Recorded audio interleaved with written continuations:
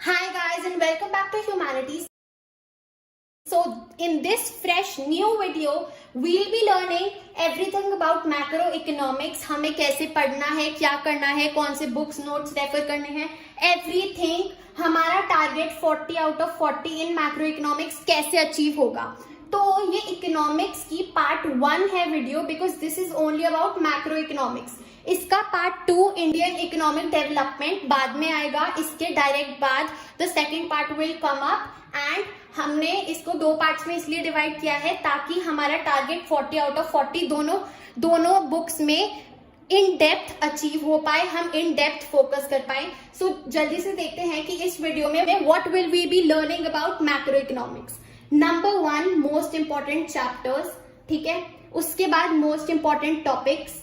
ये मिस मत करना, इसमें एक्चुअली सब कुछ है कि तुम्हें क्या पढ़ना है. ये उसके बाद कौन सी बुक्स और नोट्स रेफर करने हैं. ठीक है, एंड उसके बाद सबसे बड़ा game changer is the strategy, the study plan that you need to follow in these 2 months. ठीक है, so this study plan is based on my experience. इसमें सब कुछ है कि तुम्हें क्या क्या करना है, कौन से चैप्टर पे फोकस करना है, सबसे पहले कौन सा चैप्टर पढ़ना है. So let's quickly get into the video. So macro economics, now we are starting with macro economics के most important chapters and topics. तो हम C+T इंपॉर्टेंट चैप्टर्स और टॉपिक्स दोनों कवर करेंगे. I will be telling you the most important chapters, और उनके अंदर जो टॉपिक्स है सबसे ज्यादा इंपॉर्टेंट वही आते हैं पेपर में बार बार. So let's start. तो जो सबसे पहला चैप्टर है वो है नेशनल इनकम, है ना. अब इसकी इंपॉर्टेंस समझते हैं हम. ये है 10 मार्क्स का. ठीक है, जो मार्क्स इसे एलोकेट किए गए हैं CBSE से, ये 10 मार्क्स का है.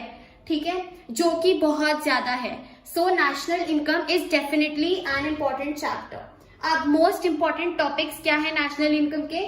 Circular flow of income, answer writing में आता है, एंड न्यूमेरिकल्स. ये 2 चीजें you have to do by heart. ये 2 चीजें ही आती है मोस्टली नेशनल इनकम से. ठीक है, then moving on to the second chapter which is money and banking. ये है हमारा 6 नंबर का. ठीक है, नॉट दैट इंपॉर्टेंट. ठीक है, इसकी वेटेज है 6 मार्क्स की, बट इसके मोस्ट इंपॉर्टेंट टॉपिक सुन लो, यही आते हैं पेपर में. M1 जो मेजर्स ऑफ मनी है कि क्या क्या आता है हमारा M1 में. उसके बाद क्रेडिट क्रिएशन जिसके अंदर आता है मनी मल्टीप्लायर. इस पे आंसर आता ही आता है. So do practice it. And functions of both commercial and central bank.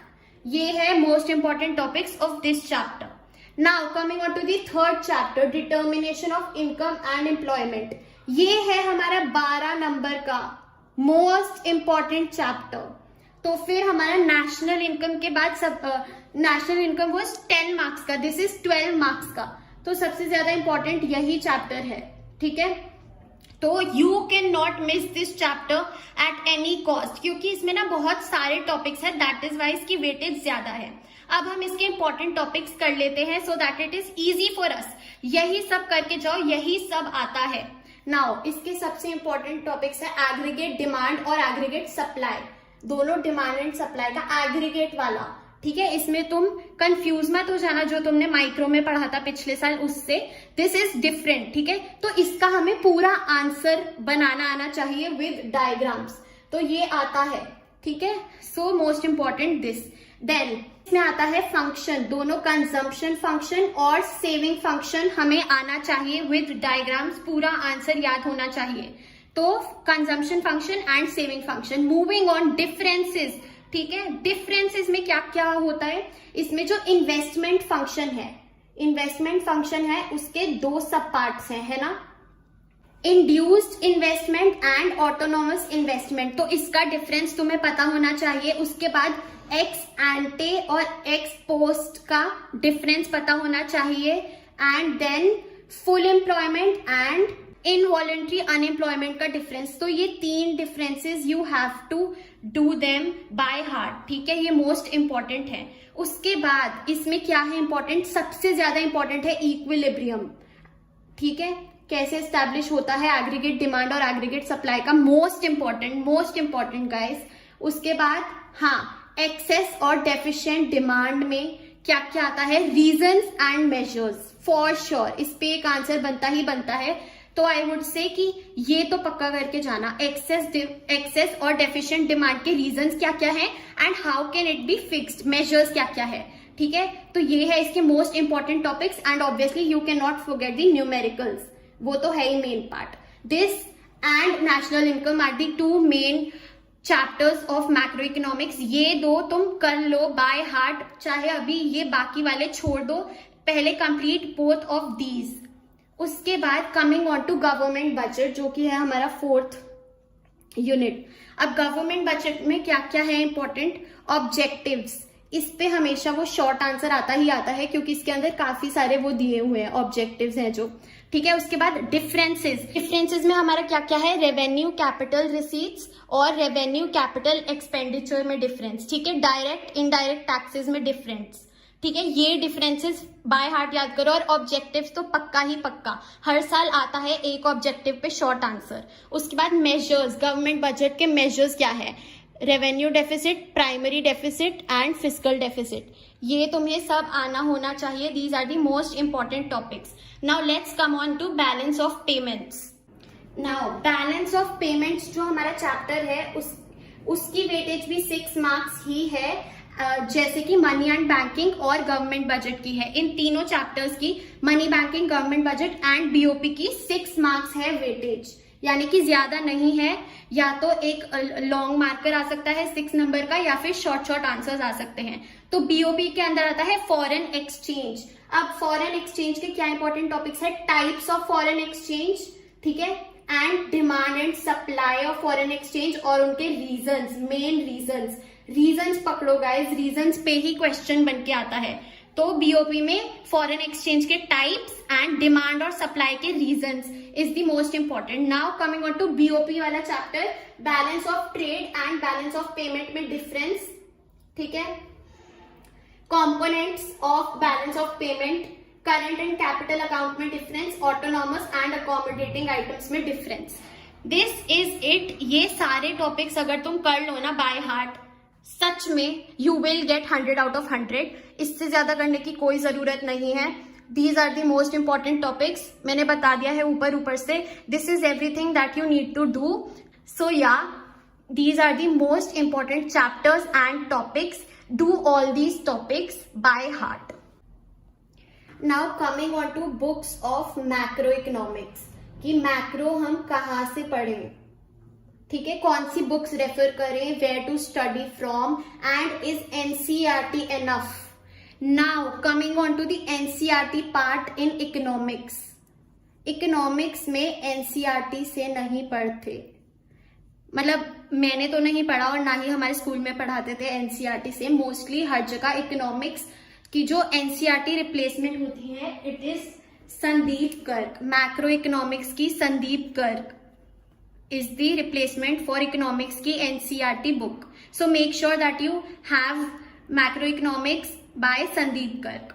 उसके बाद coming on to the notes, कि हम कहाँ से नोट्स रेफर करें, एक्सटर्नल सोर्सेज या फिर सिर्फ बुक ही एनफ है। Now talking about economics, book enough नहीं है। इकोनॉमिक्स में बुक पक्का एनफ नहीं है। ये मैं किस वे में कह रही हूँ, this I am saying for the numericals, ठीक है, ये मैं न्यूमेरिकल्स के लिए कह रही हूं कि बुक एनफ नहीं है। You have to practice as many numericals as possible, जहां से भी तुम्हें वो मिले। तुम्हें वो ट्यूशंस के नोट्स से मिल रहे हैं, ये मेरे ट्यूशन के नोट्स थे, मैंने इससे प्रैक्टिस करे। तुम्हें वो किसी पास्ट ईयर पेपर से न्यूमेरिकल्स मिल रहे हैं, वो करो। हर जगह every possible source for numericals, ठीक है, हर एक चीज रेफर करो न्यूमेरिकल्स के लिए। बट जो आंसर स्टैटिक पार्ट है उसके लिए हमारा Sandeep Garg is enough. Sandeep Garg is enough for the static answer part, but numericals के लिए we have to refer outside sources as many as possible. जितनी प्रैक्टिस हो उतना अच्छा है, उतना हम बेनिफिट में है, उतना हम प्रॉफिट में चल रहे हैं। टॉकिंग अबाउट द स्ट्रैटेजी, कि हम मैक्रो इकोनॉमिक्स में 40 आउट ऑफ 40 यानी कि फुल मार्क्स कैसे लाएंगे, ठीक है।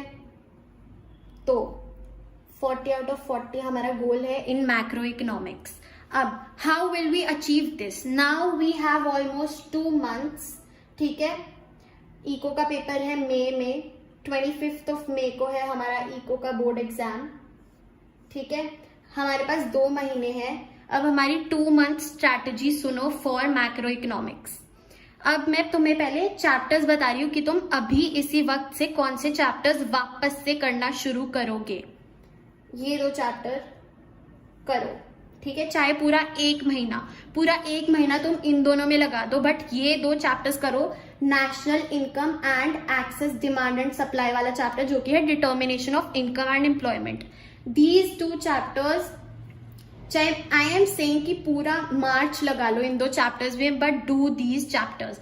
अब ये हमें करना कैसे है? How are we going to do this? जो मैंने तुम्हें अभी इससे पहले टॉपिक्स बताए, मोस्ट इंपॉर्टेंट टॉपिक्स अभी मैंने बताए थे ना तुम्हें, उनको एक फ्रेश रजिस्टर में फुल फ्लेजेड आंसर की तरह लिखो, जो तुम अपने बोर्ड एग्जाम में लिखोगे जैसे वैसे ही.